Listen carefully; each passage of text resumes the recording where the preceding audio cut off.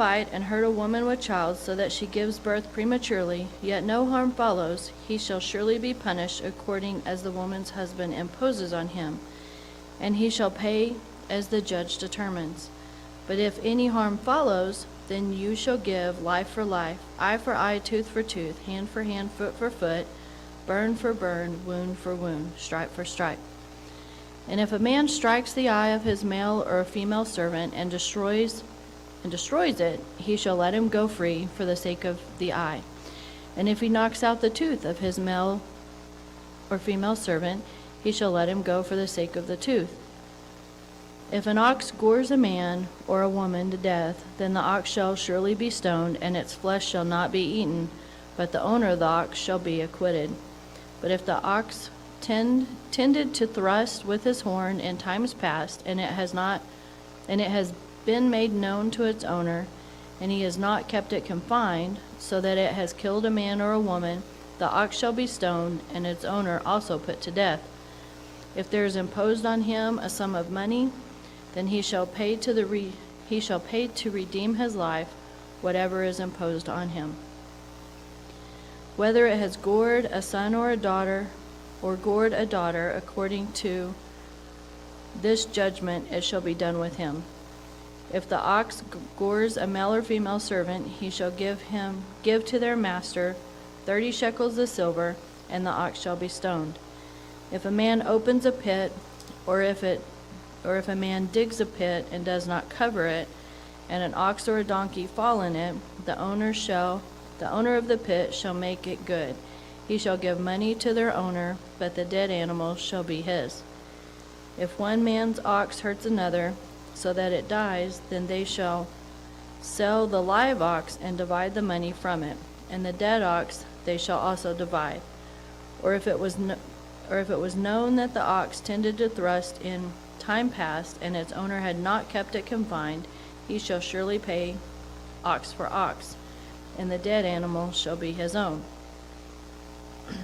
If a man steals an ox or a sheep, or slaughters it or sells it, he shall restore 5 oxen for an ox, and 4 sheep for a sheep.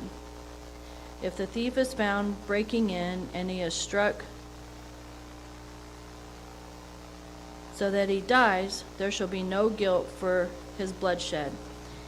If the sun is risen on him, there shall be guilt for his bloodshed.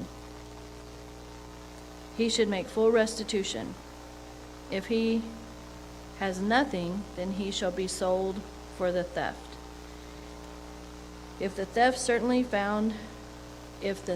is certainly found alive in his hand, whether it is an ox or a donkey or a sheep, he shall restore double. If a man causes a field or a vineyard to be grazed, and let loose his animal, and it feeds another man's field, he shall make restitution from the best of his own field and the best of his own vineyard. If fire breaks out and catches in thorns, so that stacks of grain, standing grain, or the field is consumed, he who kindled the fire shall surely make restitution. If a man delivers to his neighbor money or articles to keep, and it is stolen out of the man's house, if the thief is found, he shall pay double. If the thief is not found, then the master of the house shall be brought to the judges to see whether he has put his hand into his neighbor's goods. For any kind of trespass, whether it concerns an ox, a donkey, a sheep, or clothing, or for any kind of lost thing which another claims to be his, the cause of both parties shall come before the judges, and whomever the judges condemn shall pay double to his neighbor. If a man delivers to his neighbor a donkey or an ox, a sheep, or any animal to keep, and it dies, it is hurt or driven away, no one seeing it, then the oath of the Lord shall be between them both, and that he has not put his hands to the neighbor's goods, and the owner of it shall accept that, and he shall not make it good. But if in fact it is stolen from him, and he shall make restitution to the owner of it. If it is torn to pieces by a beast, then he shall bring it as evidence, and he shall not make good what was torn. If a man borrows anything from his neighbor, and it becomes injured or dies, the owner of it not being with it, then he shall surely make it good. If the owner was with it, he shall not make it good. If it was hired, and it came for its hire. If a man entices a virgin who is not betrothed and lies with her, he shall surely pay the bride price for her to be his wife. If the father utterly refuses to give her to him, he shall pay money according to the bride price of the virgins. You shall not permit a sorceress to live. Whoever lies with an animal shall surely be put to death. He who sacrifices to any god except the Lord, only he shall be utterly destroyed. You shall neither mistreat a stranger nor oppress him, for you were strangers in the land of Egypt. You shall not afflict any widow or fatherless child. If you afflict them in any way, and they cry at all to me, I will surely hear their cry. And my wrath will become hot, and I will kill you with the sword, and your wives shall be widows, and your children fatherless. If you lend money to any of my people who are poor among you, and you shall not be like a moneylender to him, you shall not charge him interest. If you ever take your neighbor's garment as a pledge, you shall return it to him before the sun goes down. For that is his only covering, it is his garment for his skin. What will he sleep in? And it will be that when he cries to me, I will hear, for I am gracious. You shall not revile God, nor curse the ruler of your people. You shall not delay to offer the first of your ripe produce, and your juices, your firstborn of your sons, you shall give to me. Likewise you shall do with your oxen and your sheep. It shall be with its mother 7 days, and on the 8th day you shall give it to me. And you shall go, and you shall be holy men to me. You shall not eat meat torn by beasts in the field, and you shall throw it to the dogs. You shall not circulate a false report. Do not put your hand with the wicked to be an unrighteous witness. You shall not follow a crowd to do evil, nor shall you testify in a dispute so as to turn aside after many to pervert justice. You shall not show partiality to a poor man in his dispute. If you meet your enemy's ox or donkey going astray, you shall surely bring it back to him again. If you see the donkey of one who hates you lying under its burden, and you would refrain from helping it, you shall surely help him with it. You shall not pervert the judgment of your poor in his dispute. Keep yourself far from a false matter. Do not kill the innocent and righteous, for I will not justify the wicked. And you shall take no bribe, for the bribe blinds the discerning and perverts the words of the righteous. Also you shall not oppress the stranger, for you know the heart of a stranger, because you were a stranger in the land of Egypt. 6 years you shall sow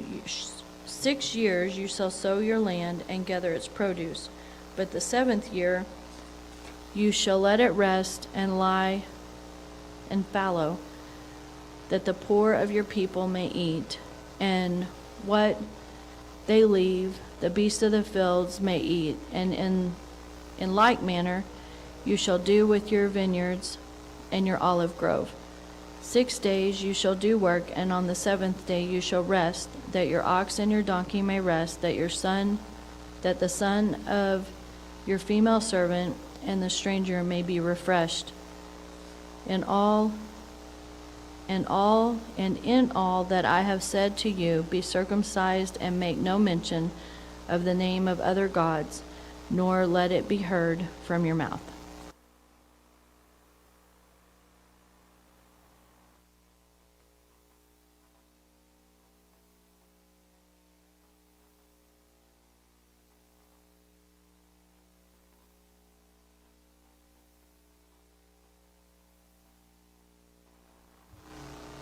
Matthew 24, 1 through 28. Then Jesus went out and departed from the temple, and his disciples came up to show him the buildings of the temple. And Jesus said to them, Do you not see all these things? Assuredly I say to you, no, not one stone shall be left here upon another that shall not be thrown down. Now he sat on the Mount of Olives, and the disciples came to him privately, saying, Tell us, when will these things be? And what will be a sign of your coming and of the end of the age? And Jesus answered and said to them, Take heed that no one deceives you, for many will come in my name, saying, I am the Christ, and will deceive many. And you will hear of wars and rumors of wars. See that you are not troubled, for all these things must come to pass, but the end is not yet.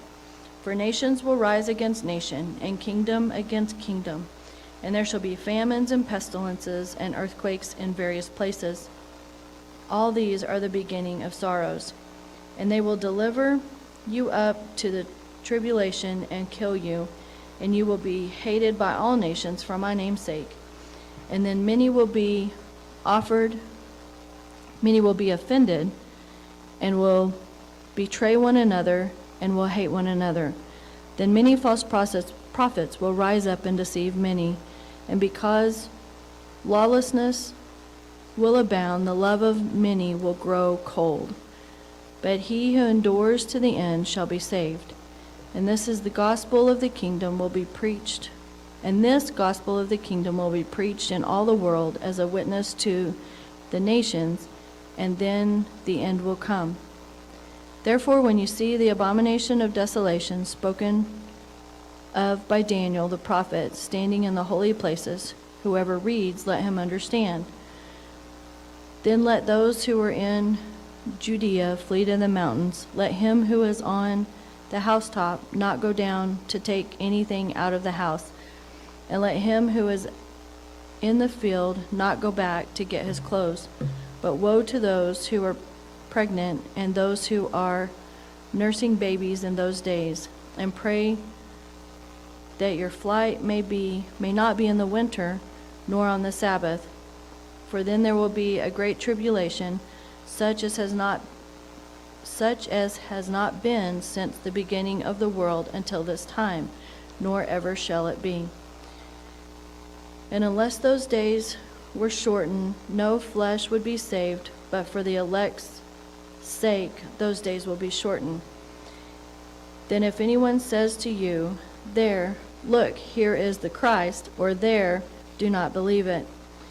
For the false Christ and false prophets will rise and show great prophets. 24. For false Christ and false prophets shall rise and show great signs and wonders to deceive, if possible, then the elect, even the elect. So I have told you beforehand. Therefore, if they say to you, Look, he is in the desert, do not go out. Or look, he is in the inner room, do not believe it.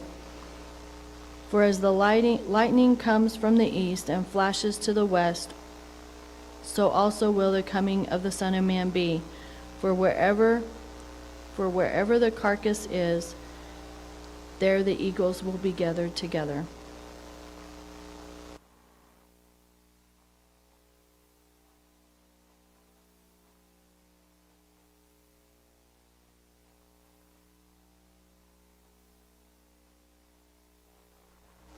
Psalm 29, 1 through 11.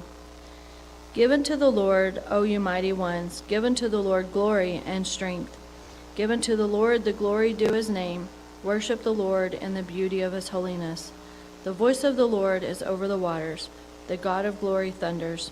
The Lord is over many waters. The voice of the Lord is powerful. The voice of the Lord is full of majesty. The voice of the Lord breaks the cedars. Yes, the Lord splinters the cedars of Lebanon. He makes them also skip like a calf. Lebanon and Sirion like a young wild ox. The voice of the Lord divides the flames of fire. The voice of the Lord shakes the wilderness. The Lord shakes the wilderness of Kadesh. The voice of the Lord makes the deer give birth. The stripes of the forest bear. In his temple everyone says glory. The Lord sat enthroned at the flood.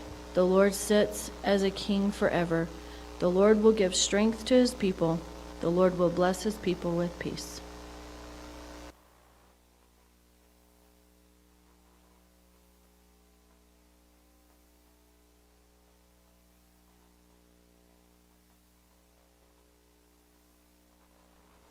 Proverbs 7:6-23.